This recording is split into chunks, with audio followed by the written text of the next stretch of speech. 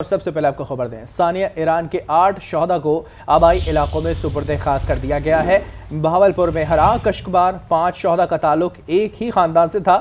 2 شہداء جعفر اور دانش کی شادی 10 روز بعد ہونی تھی۔ 5 شہداء کی تدفین خانقاہ شریف میں کی گئی، جبکہ 2 شہداء کو احمد پور شرقیہ اور ایک کو مسافر خانے کے علاقے میں دفنایا گیا۔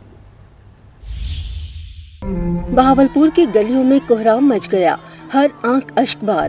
ایران کے سرحدی علاقے سیستان میں شہید کیے گئے 8 پاکستانی آبائی علاقوں میں سپرد خاک۔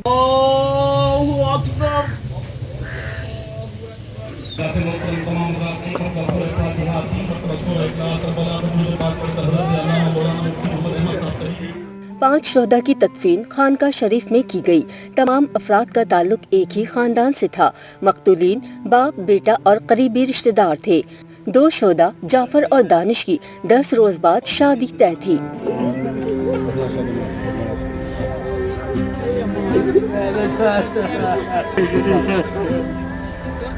دو شہداء کو احمد پور شرقیہ، ایک کو مسافر خانہ کے علاقے میں سپرد خاک کیا گیا۔ لواحقین کا کہنا ہے مقتولین روزی کی تلاش میں گئے تھے، لاشیں واپس آئیں۔ بہت دکھ اور غم ہے، حد سے زیادہ پورے شہر میں، پورے علاقے میں انتہائی غریب لوگ ہیں۔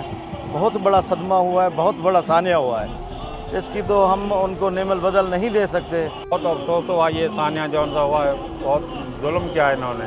میتیں خصوصی طیارے سے بہاولپور ایئرپورٹ لائی گئیں۔ ایئرپورٹ پر تعزیتی تقریب میں مقامی انتظامیہ سمیت حکومتی اور عسکری نمائندوں نے شرکت کی۔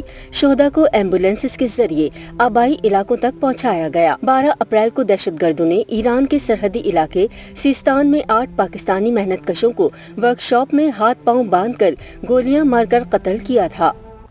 ثانیہ ایران کے 8 شہداء کی تدفین کے بعد بہاولپور کی گلیوں میں فضا سوگوار ہے۔ اس حوالے سے مزید جانتے ہیں نمائندہ آج نیوز میاں فخر جہاں سے۔ میاں فخر، بتائیے گا اس حوالے سے۔ جیسا کہ آپ کو معلوم ہے کہ اس وقت ہم موجود ہیں خانقاہ شریف کے آبائی قبرستان میں، جسے شہر خاموشیاں بھی کہا جاتا ہے، جس میں آج ہی یہاں پر 5 لاشوں کو دفن کیا گیا ہے۔ ان میں سے 6 احمد پور شرقیہ سے اور 2 کا تعلق احمد پور سے تھا۔